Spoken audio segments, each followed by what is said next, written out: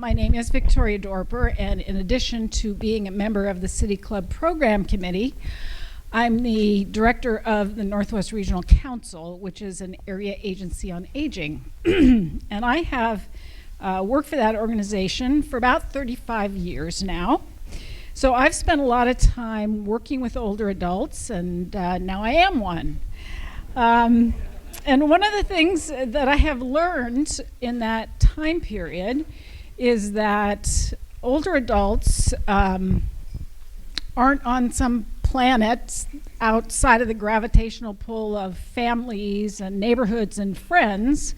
They are part and parcel of our communities and our everyday lives. So when older adults struggle to make ends meet, it affects their kids and it affects their grandkids, just as when children struggle to go to a good school and to have enough food on the table, it affects their parents and grandparents. So I wanted to kind of set that stage. We sometimes forget about that interconnectedness, especially when we all kind of see and hear discussions about the budget that somehow seems to always end up pitting schools against older food programs, and really it's all connected.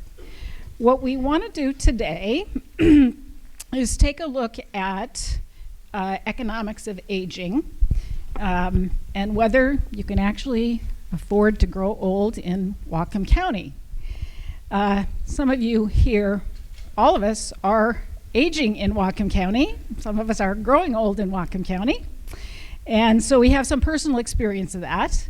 What's interesting is that there is some new information, some new data around economics of aging, and it's county by county. It's called the Elder Economic Security Index. And we thought this would be a good topic to share. Sometimes it's hard to get out of our own personal lives to really have an understanding of what's going on around us and what people in our communities are experiencing. And certainly all of us hope to have enough money to last as long as we do. And we hope to have money to leave to our kids often. We certainly don't want to be a burden to our children. I know I hear people say that all the time. And so we want to look today a little bit at what does it really take to have maybe not a high quality of life, but what does it take to get your basic needs met? And so we do have a couple of speakers who have a lot of experience and who are going to share with us the data and some additional information. First, we have Shelley Zylstra. Raise your hand, Shelley. Shelley works for the Northwest Regional Council. She has a PhD. She's the director of our planning unit, and she has over 25 years of experience working in the field with older adults and people with disabilities. And our other speaker is Kathy Knight, who also has her PhD. She is the state director of the Association of Area Agencies on Aging in Washington State. And Kathy was the project coordinator for the Washington State Elder Economic Security Initiative, and so she can talk a little bit about how that initiative has been put together and participation of Washington State in that really kind of a bit of a cutting edge effort. So without further ado, I will hand this over. Kathy and Shelley will both kind of be near the projector over there. Oh, I wanted to say, I hope everybody has an actual copy of this PowerPoint. We know that folks like on that side of the room have a really hard time seeing the screen. So we tried to make enough copies of this, so if you have a hard time seeing the screen, you actually, does this look familiar to anybody on that side of the room? Okay, good, thank you. All right, so I will hand it over to Kathy and Shelley, and then once they're done, if there's time, I'll pose a couple of questions, and then, of course, we'll open it to everyone. All right, thanks. Thank you, Victoria.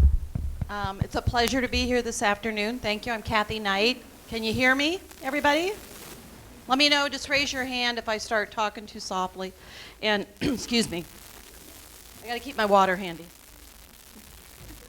I learned a lesson watching TV about that. So,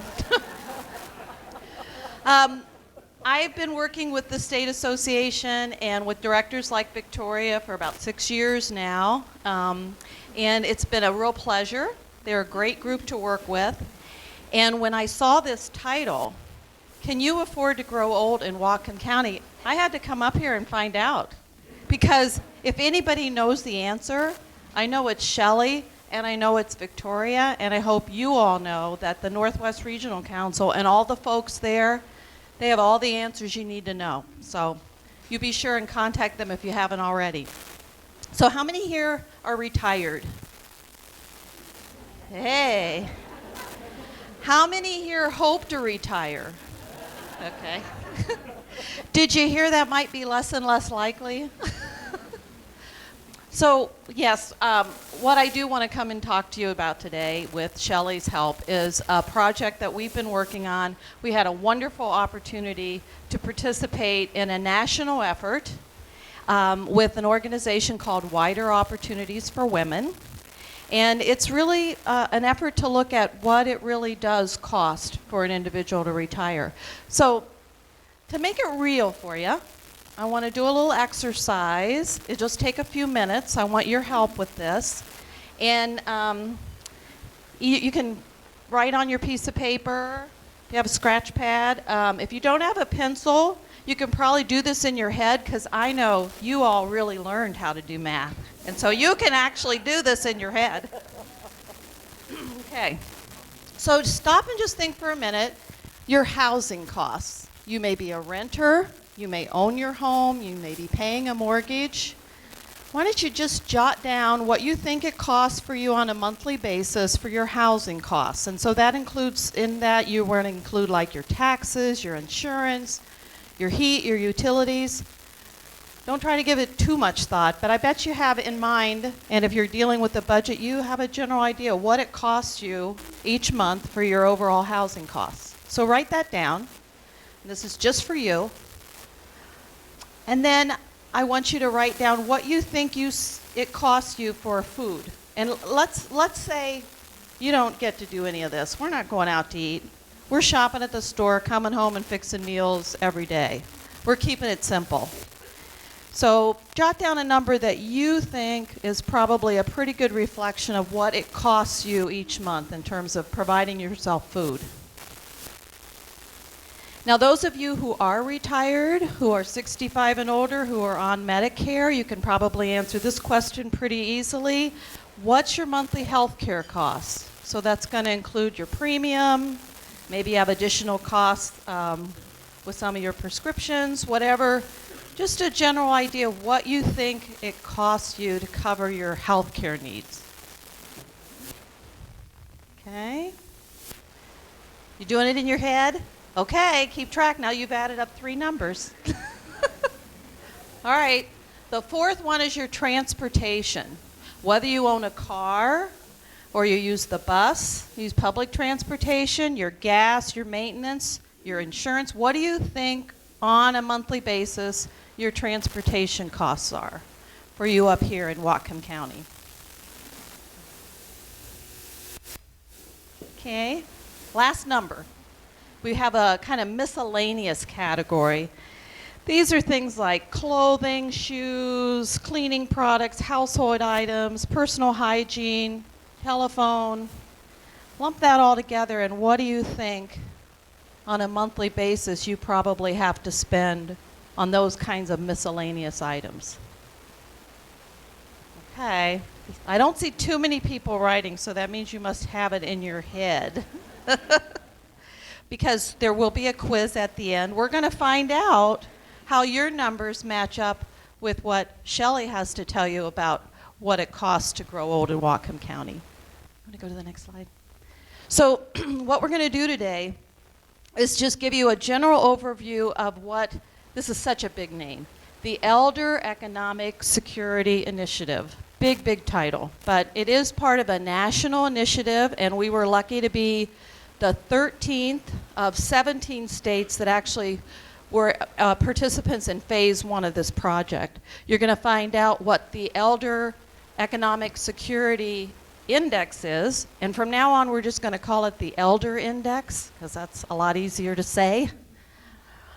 We're going to talk about what this means for Washington State retirees, but mostly for you in Whatcom County, and what can we do to support the needs of older people in our community once we know what it costs. So, this project is a multi-year project, was done in conjunction with Wider Opportunities for Women in Washington, D.C., and with the University of Massachusetts Boston Gerontology Institute. They're the folks that did all the work to figure out this number, did the calculations to give us a better estimate of what it really costs when you're retired to live in every county in this country.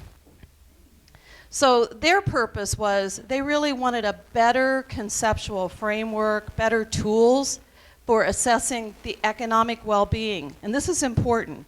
They wanted to shift from a perspective of, just what poverty level and what it means to live above and below the poverty level, to really start thinking about what does it mean, what do you need to have economic well-being in your life. So they developed this standard index as a part of it, and they have continued in all of their activities to keep this dialogue going at a national level. And if we have time later and you have any interest, we can tell you about some of what's going on at the national level to address the issue. This just shows you of the original states that were involved, where we fit on the map of states, and as I said, we were 13th of 17.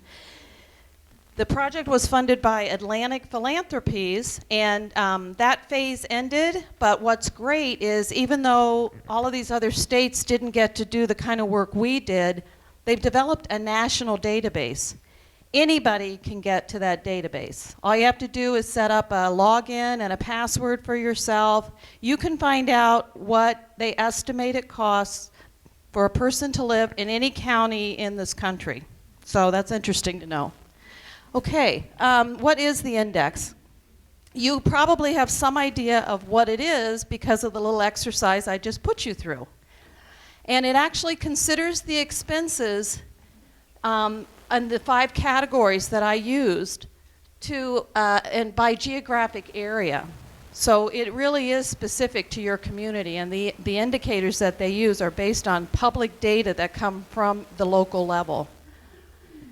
And it looks at, so the Elder Index is really a measure of the cost to live a reasonable quality of life without having to choose between necessary expenditures. How many times do we hear about folks who are on a really limited income, and the choice is, do I buy groceries this month or do I get my medications? Do I fall behind on my rent? I mean, this is an effort to really look at people being able to get by and not having to worry about that.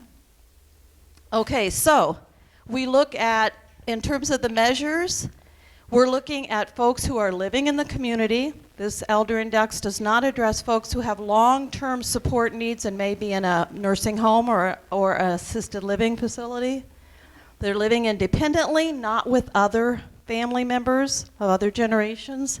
It is based on folks who are 65 or older because they do factor in what they know the costs of Medicare are, and that what a wonderful thing that you have that Medicare benefit.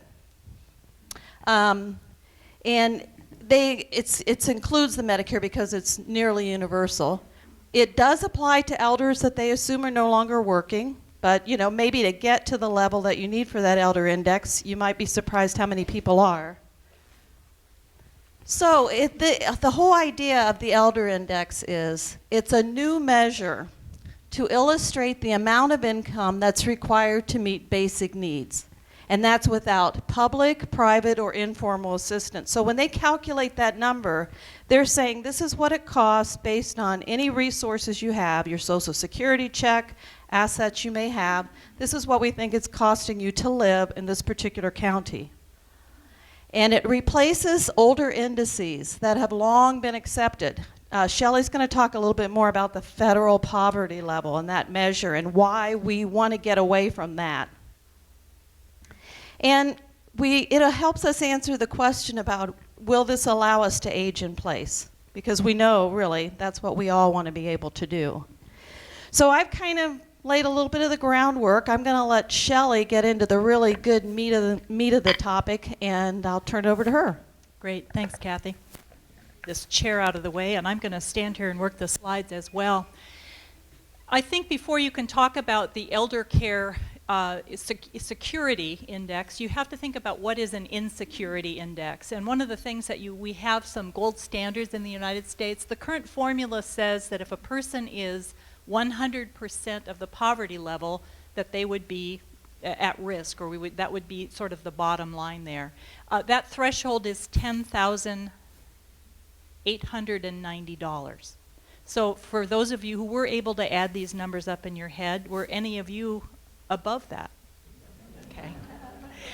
There is a relative measure that some programs use, and it's 60% of median income, and that number in our area is $12,280 a year.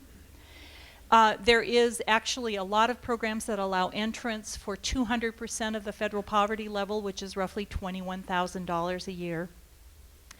The beauty of the Elder Economic Security Index, or the Elder Index, is the fact that it is based on the location.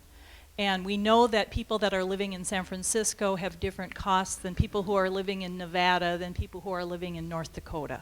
And so that's the reason why it's really critical not to apply this universal standard or these universal standards to people across the United States. And that's why this push to actually look at these as entrance points, and we'll look at what they are. This is one of my favorite things. In the census, the poverty level for older adults is actually lower, and I have them listed here for older adults, and the rationale behind that is that they eat less. They need fewer calories, okay? And so in order to be poor, all right, and be a young person, you only have $11,945, but for an older adult, you get less, about $1,000 less than that a year. You get $11,000 because, of course, it costs much less for you to go to the grocery store than somebody who's under 65. For a two-person household, you notice that that number doesn't double, okay? It just goes up somewhat. And so those types of, the numbers, I always got kind of a kick out of this. These are not used for entrance into any program. No one says old people have to make this much, young people. However, this is the census definition. And so many of the funds that are federal funds in this country are spread out amongst programs based on census data. The funding formulas for a variety of them are there. And so older adults really don't get counted as they should.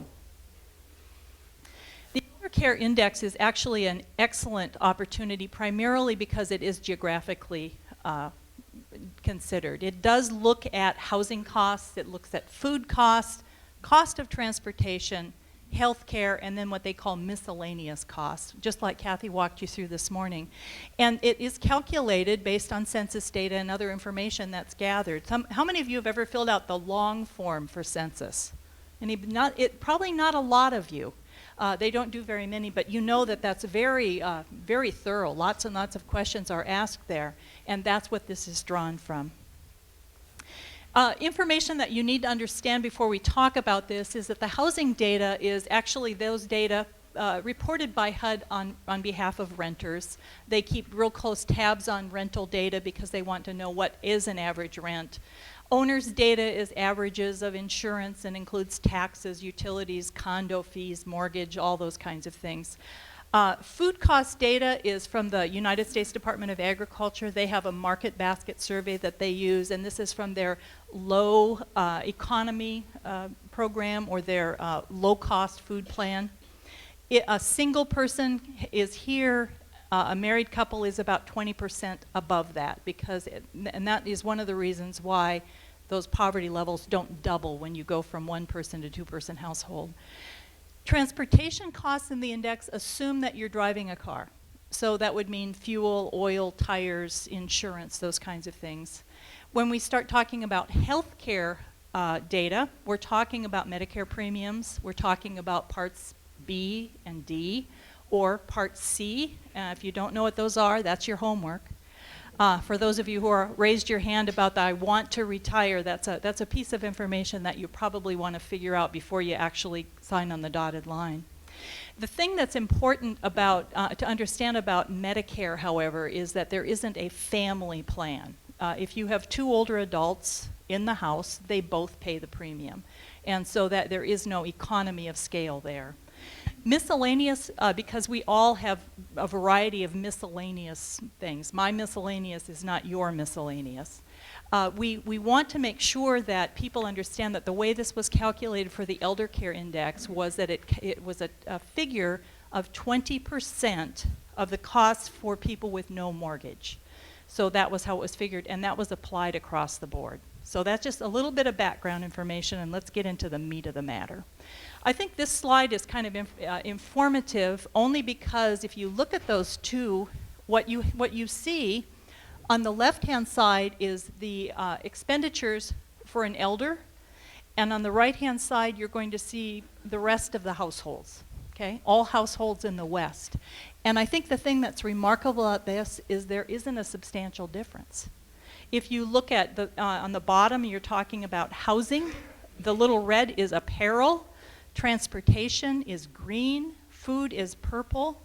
When you get to health care, that's where you start to see a difference. With an older adult, they're spending more on health care, and that leaves less for the miscellaneous, which is the orange at the top, okay?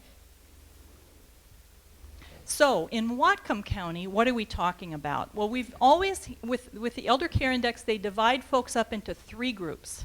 The first group is an elder homeowner without a mortgage, and that's going to be the one on your far left here. And basically what that says is, for an elder who has a mortgage that's paid off, they need approximately $1,589 in Whatcom County, okay, to make it and have a reasonable quality of life. The second group is the renter, okay? If you're renting, and many older adults think that's the way to go because they just call the landlord then and they come and fix the problems. A renter, of course, has to spend more of their money on housing, obviously, and they need approximately $1,814 a month. And those individuals on the far right-hand side are in fact homeowners who are still paying on a mortgage. And in order to make that in Whatcom County, the average is right around $2,500 a month, okay? When we're looking at the slides that are coming, you're going to determine that they're divided up into these same three groups at all junctures. So the cost of a quality life in Whatcom County, and these are what came out of the Market Basket survey, range from $19,000, and again, those are for your elders without a mortgage, to $21,700 to $29,700, almost $30,000 if you're still paying on a mortgage. And if in fact you're looking at retirement and thinking, oh, okay, that doesn't sound so bad, there's more information to come. In Whatcom County, we have about 50% of the people in Whatcom County who are retired are elders without mortgages, and that's good news. So 50% of them only have to reach the bottom line there, the blue box.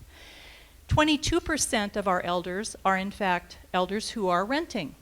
And 28% of our elders are those elders who are continuing to pay on a mortgage. And their costs are often beyond reach as they go. Now, when you talk about costs, you also have to consider income.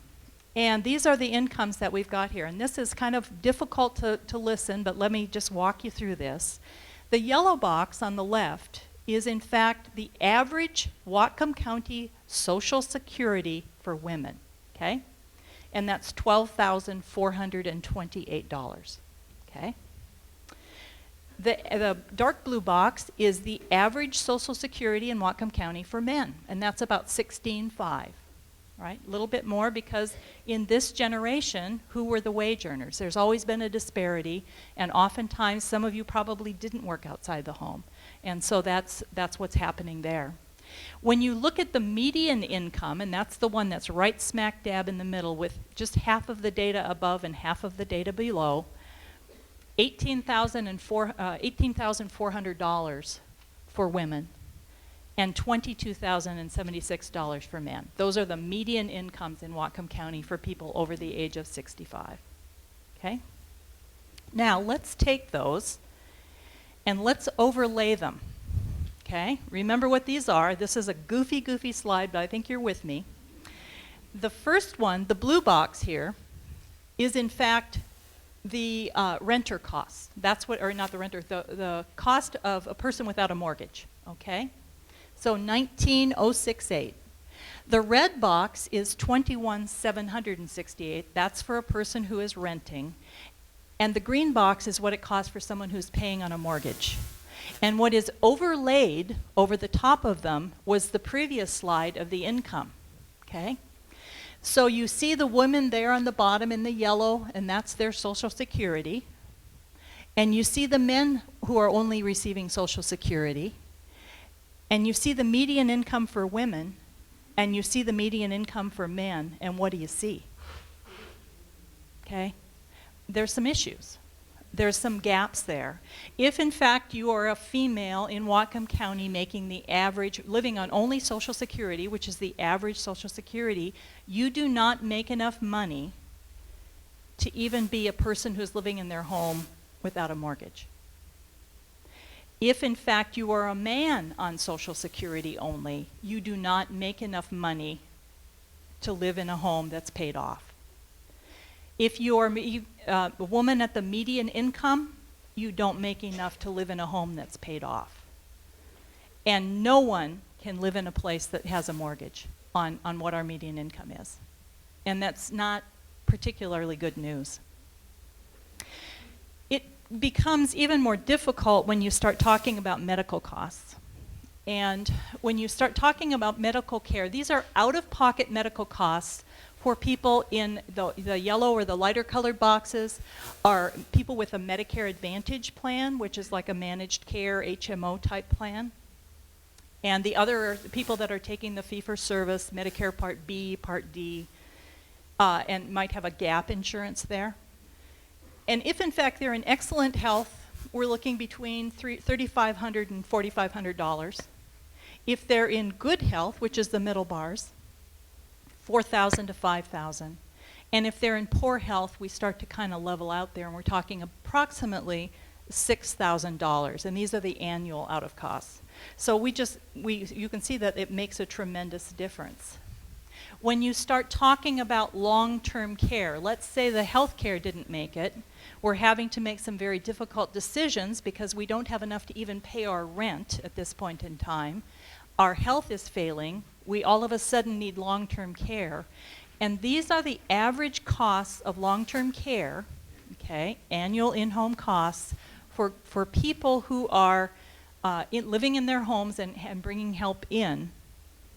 And the yellow bar is people that have a low need, just light care, maybe need some help with occasionally with bathing or with housework, those kinds of things. Medium need is red. High is the high green bar is actually people that have high need, lots and lots of care, but live in a community where there is adult day care. And in Whatcom County, we have adult day health, which is a little different, but it's a great program. So we would fit probably in that group. And then high without adult day care goes up another $5,000. So you can see for the public pays less, and the reason the public pays less is because we negotiate those rates on a group basis. And we say, this is what our legislature will tell us, this is what you're going to pay, and that's what we pay, and that's it. On a private pay, you're looking at an additional $50,000 a year for long-term services and supports in your home. And they add up. And so here is our bars back again, and we're looking at long-term care is the green, additional medical is the red, and index income is the blue. So we've got our three areas there, elder without a mortgage, elder renter, and elder with a mortgage. And look at the costs that we're looking at now. $72,000, $76,000, and $83,000. And that's for an elder who has long-term care needs. So how many of you, when you were adding those numbers up in your head, included long-term care and medical? Okay? Big important stuff to think about. So what does this mean? Well, what this means is that these figures show that most older adults will need help with cost-effective long-term care and medical care. It's not something that they're going to be able to do on their own. How many of you would have an extra $84,000 laying around that you could pay to a nursing home? And if you do, great. And how many years could you do that? Okay, maybe 1, maybe 2, maybe 3. I like to call long-term care the great equalizer, because even the people that made lots and lots of money eventually will spend down to the point, and most of us will wind up using public dollars to stay in a facility or to stay at home. So we need to be looking at long-term care costs that are very, very manageable. In Whatcom County, our average Social Security income across the board is $14,212. That's the average, not the median. And look at the costs for the 3 different types. We've got the $19,000, the $21,000, and the $29,000, and the average is drawn right where that would be. And so what do we do with those folks? They can't afford anything. And interestingly, about 1 out of 5, or 1 out of 4 people in Washington State are receiving, in Whatcom County are receiving only Social Security. So we know that housing costs put a heavy burden on elders, and they account for about half of their expenses. Wait lists in Whatcom County for subsidized housing are years long. In fact, at this point in time, I think they're probably still closed. And so there is no opportunity to get on those programs. Maintenance is a problem, because that's one of the things that you say, gosh, I really should fix the porch, but I don't have enough money to fix the porch, and so I'll just be real careful. And the next thing you know, you've fallen through the porch, and you've broken a hip, and you wind up in that high medical cost and needing long-term care, and so it doesn't help to not do the maintenance. And one of the things that happens is the fall rate. If you were to look at the fall statistics, when they hit 65, they just go right off the charts. And so people are falling for a variety of reasons, which can also lead to long-term care. Elders in Whatcom County have substantial out-of-pocket costs even with Medicare. I think a lot of people, particularly those of you who aren't on Medicare, think that Medicare covers it all. But the reality is that there's a lot of out-of-pocket costs that go for a person who's on Medicare and relying on it. Elders in poor health spend about $7,000 a year with Medicare, okay? Retired couples, again, don't save any money. Remember that that's going to be double, so it's going to be a $14,000 hit. They don't save any money by the family plan. Elders who are currently making ends meet will face financial shortfalls if, in fact, their partner passes, okay? Often costs will reduce by about 31%. So if my husband were to pass away, my costs would go down by about 31% because I'd use less water, maybe less electricity, you know, those kinds of things. But my income is probably going to go down by half, or in some cases more than half. And so then I have a real problem, because you don't get to keep your partner's Social Security if they're no longer walking here. And a lot of people don't realize that. Poor health dramatically increases expenses. The need for long-term care, even cost-effective community-based care, which is really the way things are done here in Washington State, can double or triple the expenses that we need. And home care at a high level costs around I'm going to say $40,000 to $48,000 a year, which is on top of your expenses. Skilled nursing care in Whatcom County, if in fact you were to pay for it out of pocket, is about $84,000 a year, okay? So what happens is people start to rely on their kids a little more. And they rely on their grandkids, and they rely on their neighbors, and they rely on their church, and they rely on people that they have at the city club, and they rely on people that they know. And yeah, you guys keep paying your membership. I'm saying, Skip, you owe me for that one. Elders cannot meet their basic needs if they live at the federal poverty level. Do you see why that $10,000 is kind of a joke? I mean, why are we even thinking about that? They can't meet them if they're living at the poverty level or on the average Social Security income. 8% of Whatcom County elders live below the federal poverty line, okay? Yep, 8%. And 1 in 4 residents has only Social Security. There's no 401ks. A lot of these people may be people that you worked with, or maybe people that worked for you. If you didn't have a defined benefit pension, chances are it's these folks right here.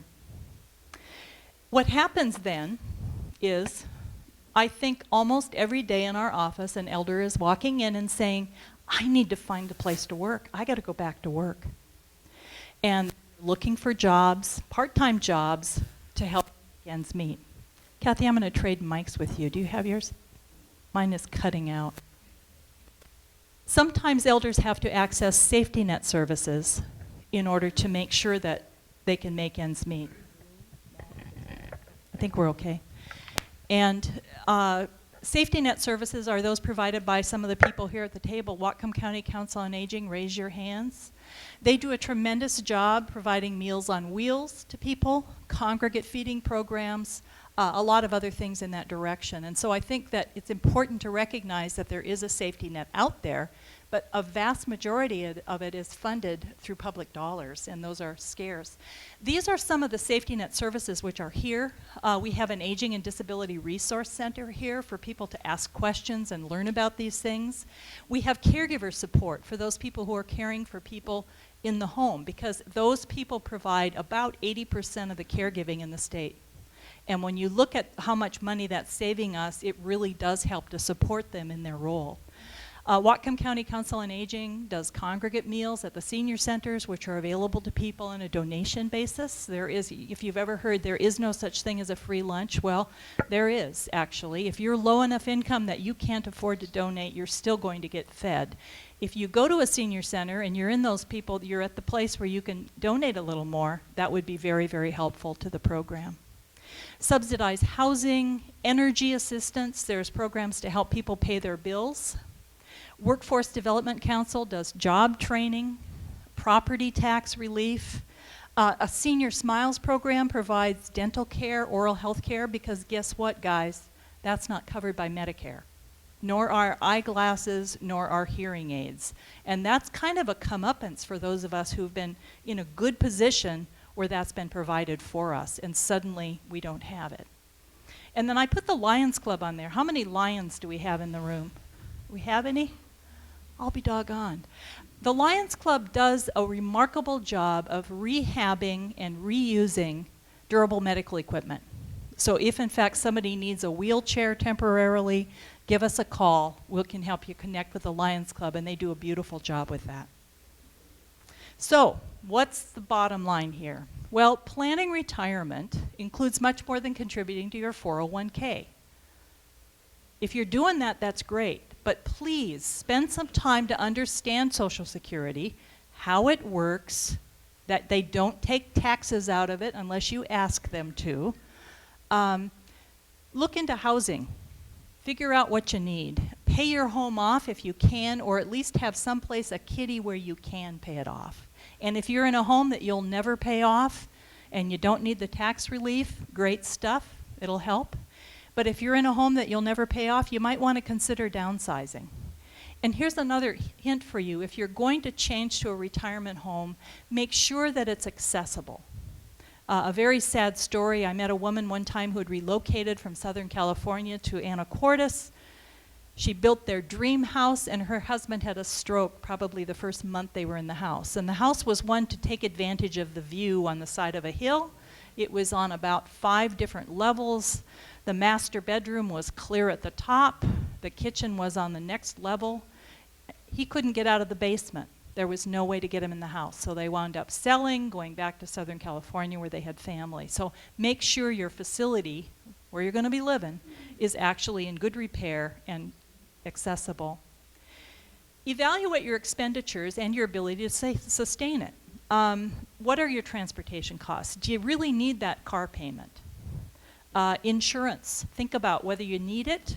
Okay, do I continue to pay into a life insurance policy that's going to get cut in half when I actually cash it in?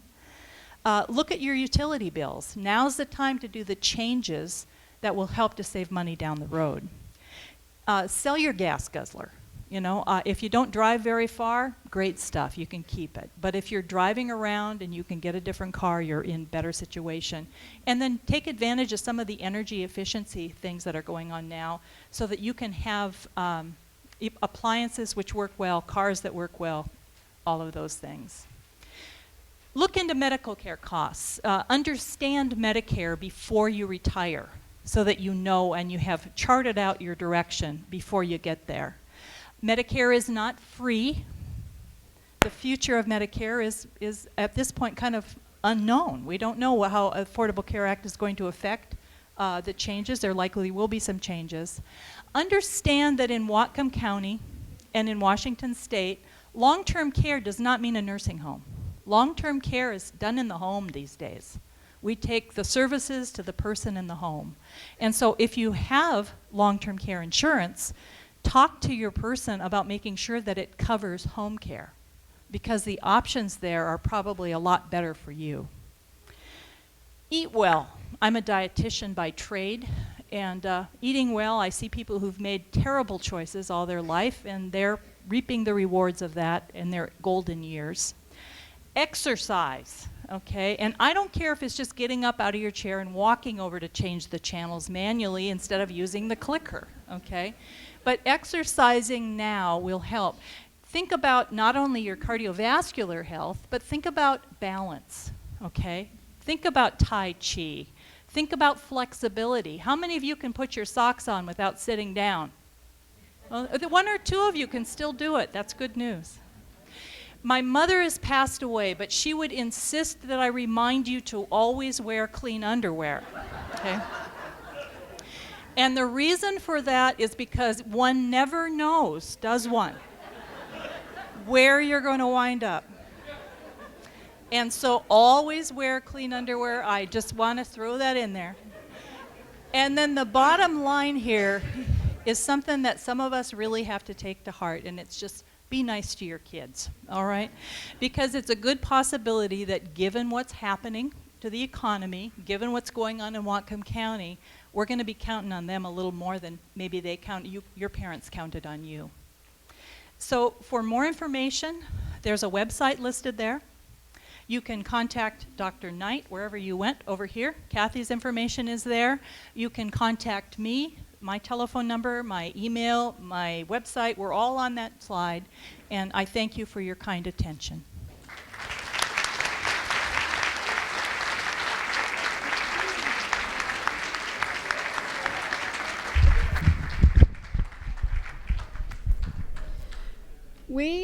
We're going to have Kathy and Shelley come up here for the few minutes that we have left, and give folks a chance to ask a couple of questions.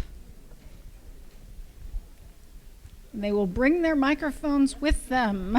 Yes, are there any? Chuck. We got something going on in the country right now.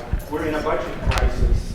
We're very likely to have a sequester. I would like to hear what your comments are on how that's going to affect things right now. Either we have a sequester, or we're going to be cutting spending, which is also going to have an impact, or we're going to be raising taxes. Can you comment on that, please? I'd be delighted to comment on it. I don't know if, Victoria, you had those.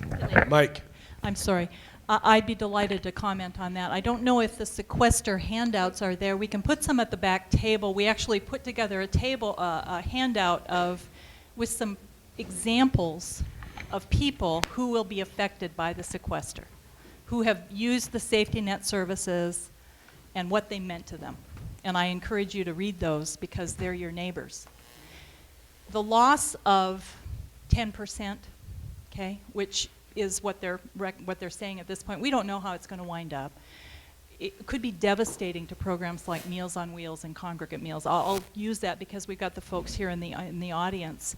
And those individuals, what will happen is instead of offering meals Monday through Friday, the meals will go to Monday, Wednesday, Friday, or maybe they'll close down meal sites altogether. And those kinds of changes are not things that are helpful in the face of the data which we looked at today. So big issues. If you have an inclination to look at the documentation, I'm happy to answer questions about it as well on an individual basis. But these are very important services which serve people who have worked their entire lives to support people in this country. They've made this country what it is and are facing a need for the services, and now we're looking at them being cut. So the results will be devastating. Okay, over here. Hello, this is not so much a question as just a comment to give you a little reflection. I'm a joint U.S.-Canadian citizen, spend half my time here, half time in Vancouver, and among the things I do, I'm chair of the Community Investment and Relations Committee of the United Way. And we spend about $30 million a year on 3 priorities, one of which is the elderly. And just for you to know, the fastest growing group of homeless in Vancouver is the elderly. And we now have a goal of no homeless by 2020. So we're going to work on that. But we've just started a program called Better at Home, which is primarily directed at the elderly. And what we did is research by talking to the elderly and saying, what is it that prevents you at staying at home? And there were a few factors we found, some of which you've not talked about, but which are very important, such as social isolation. It's just too lonely to be at home. Having some transportation, having light housekeeping, having non-medical health care, and as you know, we have a single-payer system, so health care is provided, but there are other health needs that are not provided as part of the system. Working with the province to try to achieve some of the goals that we've heard today, we've just received a grant of $15 million to start a Better at Home program in every district within the province of British Columbia. So this is probably a positive message saying, don't despair. There's hope out there. There are things that can be done. Or move to Canada, maybe. I don't know. Yeah, move. First of all, thank you for all the excellent data. So I kind of have to apologize. What I'm asking for is you showed us excellent Whatcom County data. It's important for me to know to compare it to the context around the rest of the country. So if you'd shown us national data, I'd be saying, oh, but yeah, but what about Whatcom data? Well, you showed us Whatcom data. How does it compare to the rest of it? Are we better off, worse off? I'm going to let Kathy answer that one. Well, I can't tell you nationally. I think that the first time they did the index, when we were participating in the study, our average state costs in Washington were higher than the national average by probably a couple thousand.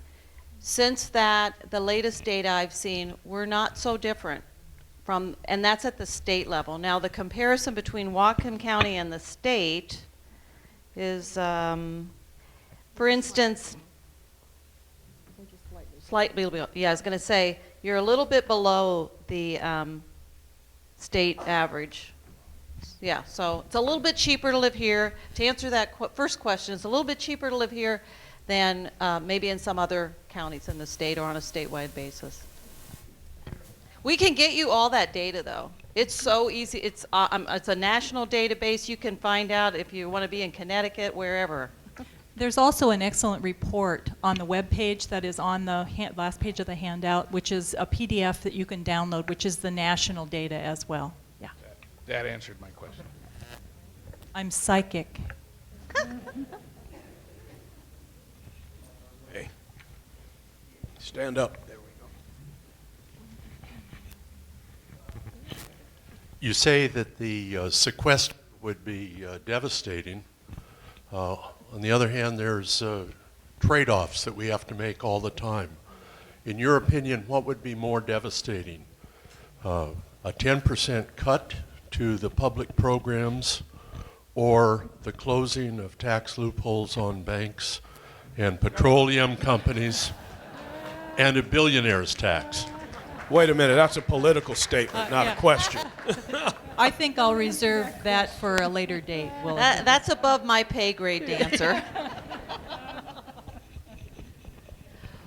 I just wanted to make a comment because, yes, we all know that if we're listening to the news by Friday, some big things are going to happen, and we're going to see cuts to a number of programs, safety net programs that Shelley was describing in her presentation.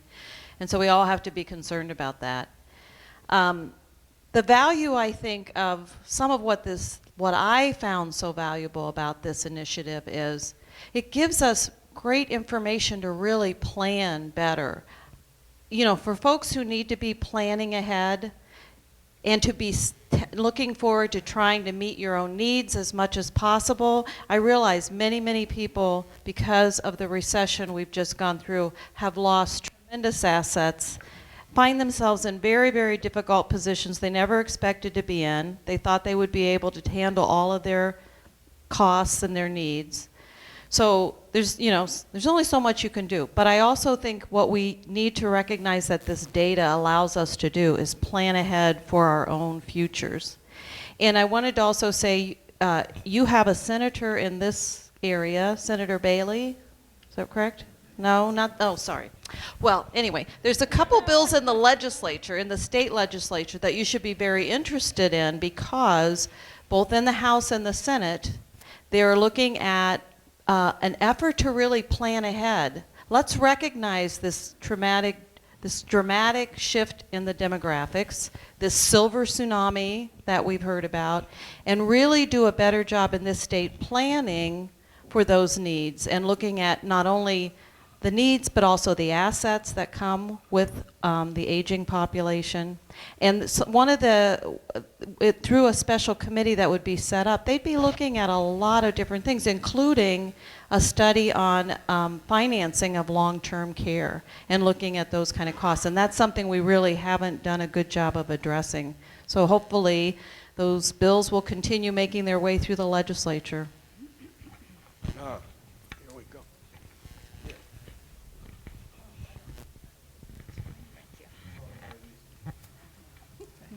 This is a question for Shelley, I guess.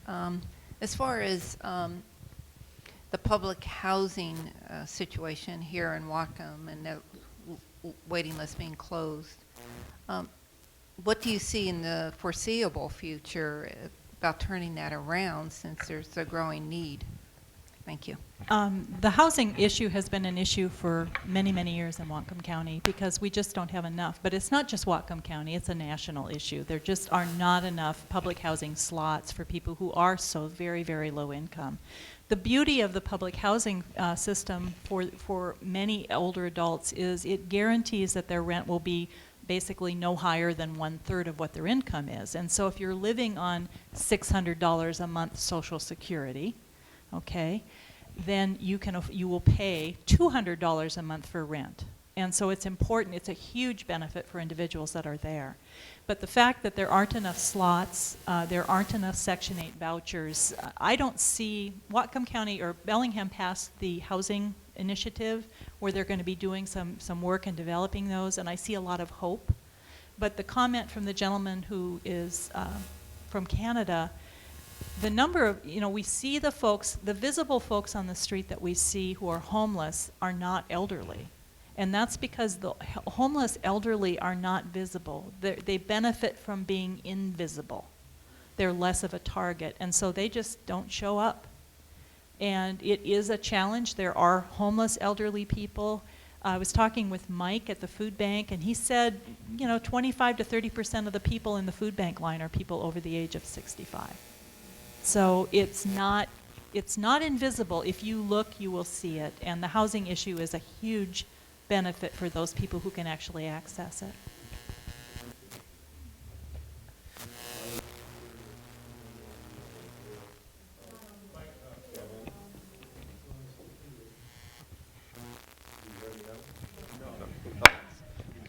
Is this one? Nope.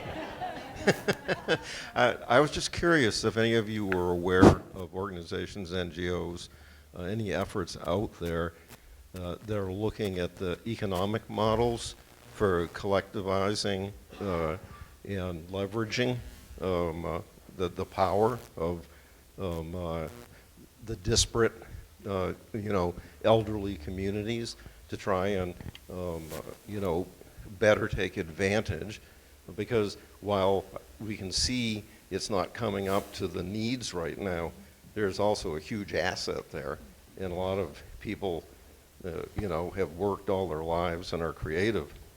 And so I was just wondering if there's models to try and bypass the middlemen and form organizations, institutions, ways of approaching elderly living that would allow more choice and more leverage of the assets that are out there. I'll just speak to, I know where you're going with that. I think that one of the things that I have learned in that area is a lot of the really creative solutions for aging are actually coming out of Europe and Japan. We're seeing some very interesting people, you know, kind of deciding to develop co-housing on a very informal basis, where a group of people who know one another move into the same hotel or the same apartment building and share a concierge to help them do some of the things that they aren't able to do on their own. Think about what would happen if you couldn't have driven here. Or think about what's happening if you can't get to the pharmacy and your pharmacy doesn't deliver. And so there are some things that are happening to take advantage of that. And the sad truth about that, though, is that the people who are able to afford even the concierge type system or the co-housing system are generally people who can afford to decide where they're going to live and not just accept wherever they can live. And so it tends to be individuals who are probably above those can't make it lines. And I think there are initiatives around the country addressing some of those perspectives. Also, it's worth noting that our new governor has made a commitment for an aging summit. And part of that aging summit is to help us better plan in this state. And it's looking at the assets, looking at the needs, looking at using the resources within the aging community. And I think it holds some promise for us to be moving in a direction where planning, where we came up with a term we called aging readiness several years ago. And so it's kind of all that effort to say, let's do a better job of really making sure our state is moving in the right direction. Thank you both. We've run out of time. I don't know that we've run out of questions, but we have run out of time. So join me in thanking Shelley and Kathy for their presentation.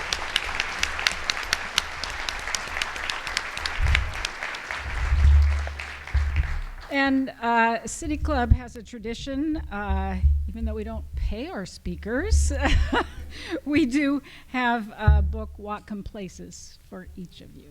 So, thank you.